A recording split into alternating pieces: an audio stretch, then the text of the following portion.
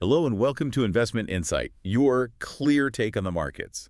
Let's get started. It's great to be here. You know, when you look at the world right now, here in early 2026, the political headlines are pretty tense. To say the least. We've got President Trump back in the White House, tariffs are flying around, and the whole story seems to be about these blocks, East versus West, us versus them. It really feels like the world is splitting into these two angry camps.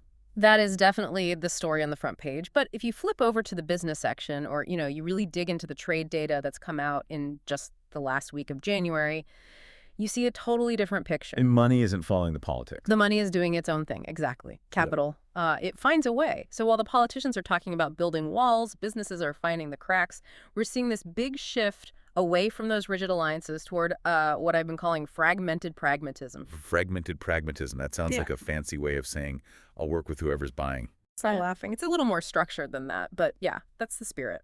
We're tracking 4 really specific partnerships that have popped up just in the last week or so.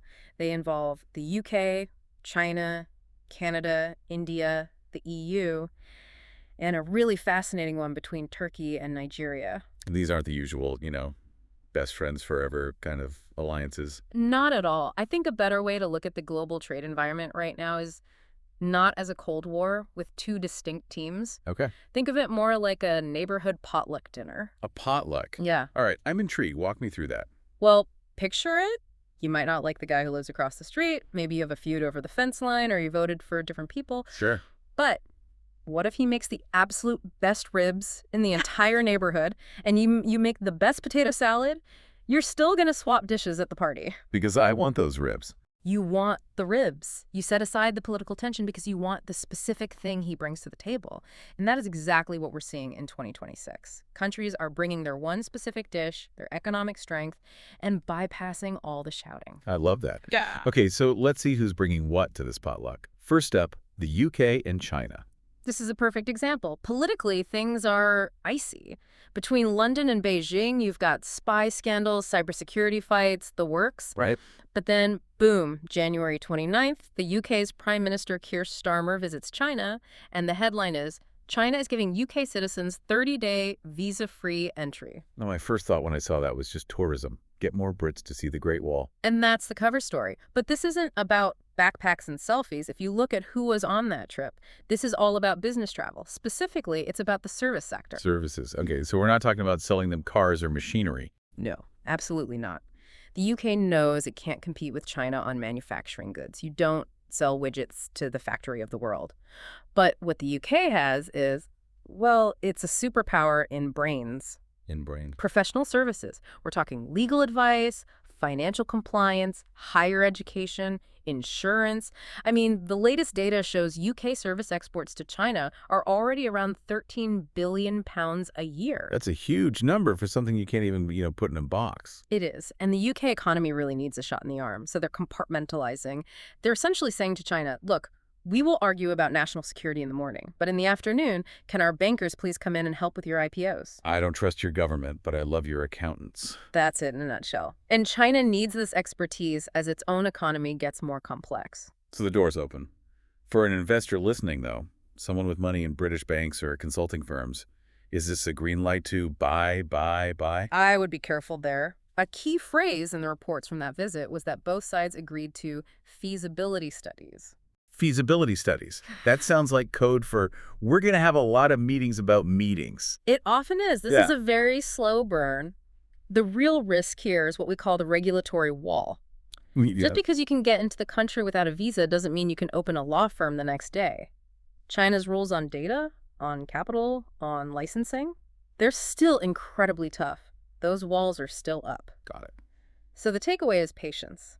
This is a policy signal, not a signed contract. It's a 5 to 10 year play, not something that's going to boost next quarter's earnings. Okay, that makes sense. Let's hop over to Canada. Now, here in the U.S., we kind of think of Canada as our energy backyard. We buy almost everything they produce. And that is precisely the problem they're trying to fix. For decades, Canada's had this bad habit. They sell about 98% of their energy exports, their oil, their gas, to one single customer, Us. the United States. And when you only have one buyer, that buyer has all the power to set the price. It's a monopsony, right? Exactly.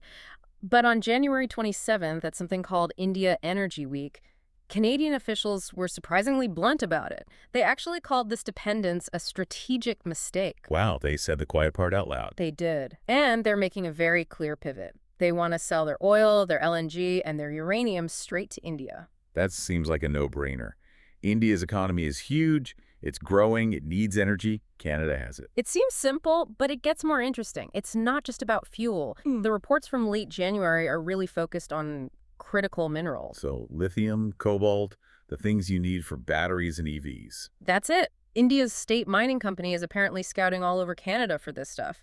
They want to build their own tech supply chain so they don't have to rely on China for the raw materials. Okay, so Canada has the supply, India has the demand, but I feel like there's a big physical problem here.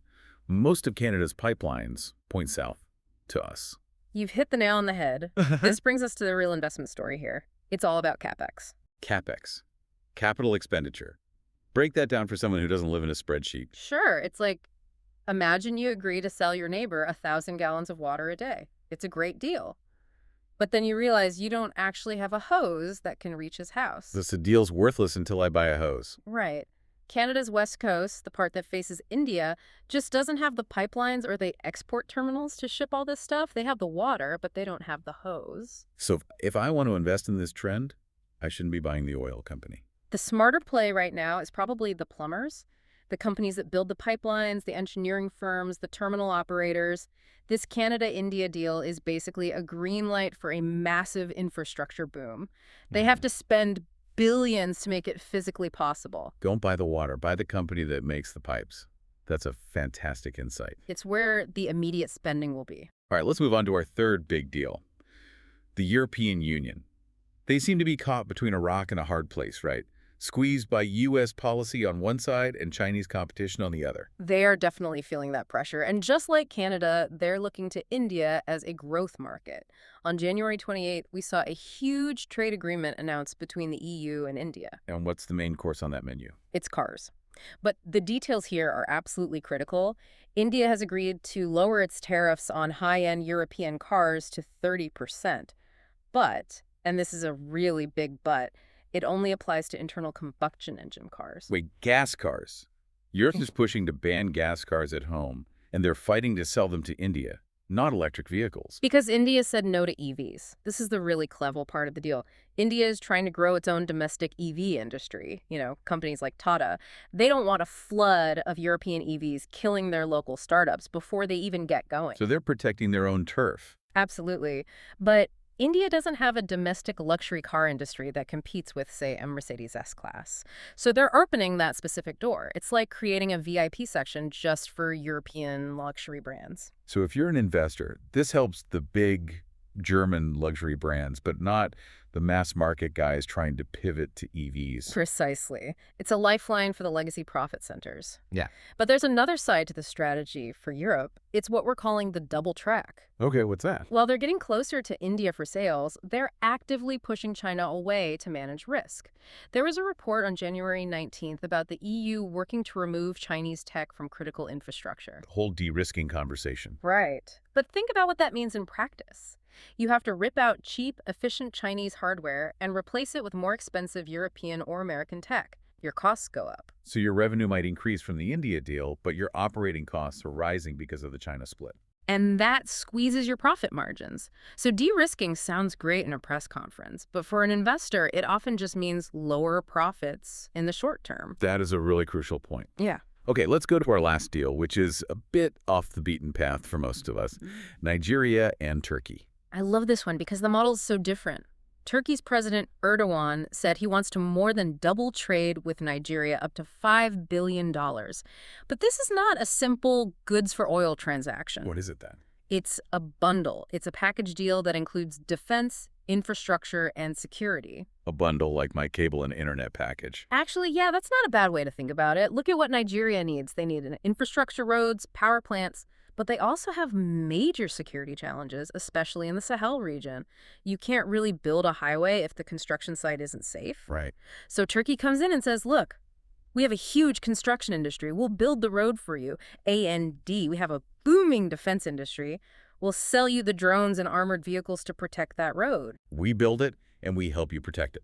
That's clever. It creates this very sticky, long-term relationship. Turkey builds the infrastructure, and Nigeria then needs Turkish parts, Turkish training, Turkish technicians to maintain it all. It locks them together. It sounds brilliant for Turkey, but the risk must be enormous. Extremely high. This all depends on something called project finance. Unpack that for us. Basically, the deals are funded by debt, and the plan is to pay that debt back from the project's future profits. The biggest risk here is currency. The Nigerian naira has been very volatile. That's putting it mildly. If you're a Turkish company and you sign a deal worth 1 billion naira, and then the currency drops 50% against the dollar, you just lost half your money. You did all the work, but the payment is worth a fraction of what you expected. Exactly. So this is the definition of high risk, high reward. If Nigeria's economy stabilizes, Turkey makes a fortune. If not, these projects could stall out completely. Okay, we've covered a lot of ground. The UK selling brains, Canada building pipes, Europe selling luxury cars, and Turkey bundling security and construction. It's a busy map out there. So let's tie it all together. What is the one big concept a listener needs to grasp from all this? The concept is the swing node. The swing node. Yeah, it's a term from network theory. It's the point in a network that connects different separate clusters.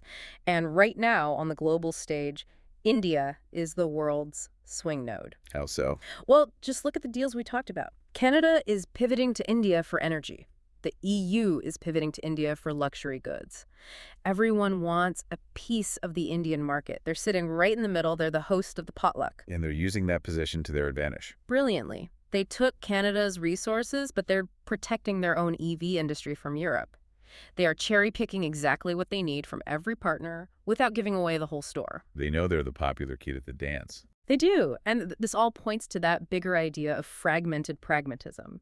We're not in a one big happy family globalization world anymore, but we're also not in a everyone go to your corners nationalism world either. It's something new in the middle. It is, and it completely changes how you should think about investing. You can't just buy a global ETF and call it a day.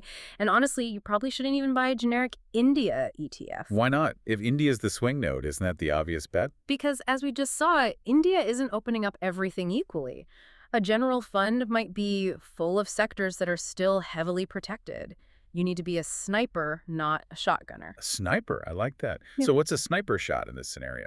Instead of just investing in Canada, invest in the specific infrastructure companies building the terminals to supply India. Instead of just Europe, look at the specific luxury auto brands that got that tariff cut. Invest in the UK financial service firms that China desperately needs. So you invest in the mechanism of the trade, not just the country name on the tin. That's it exactly. Follow the deal, not the headline. That's fantastic advice. It feels like the big superpowers, the US and China, are maybe losing a bit of their influence in all this. And that's the final thought I want to leave you with. As these side deals, these back doors, become more common, does the power of the giants start to fade? If Canada has India as a new customer, they care just a little bit less about what Washington wants. And if everyone has a plan B, then threats like sanctions or trade wars lose their teeth. Exactly. The world gets more complicated, sure. But maybe, just maybe, a little more independent, too.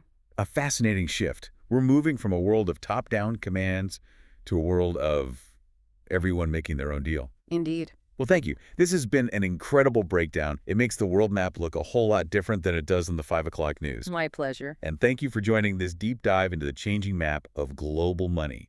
We hope this helps you see the opportunities that are hiding just behind those angry headlines. Don't forget to subscribe and hit that like button.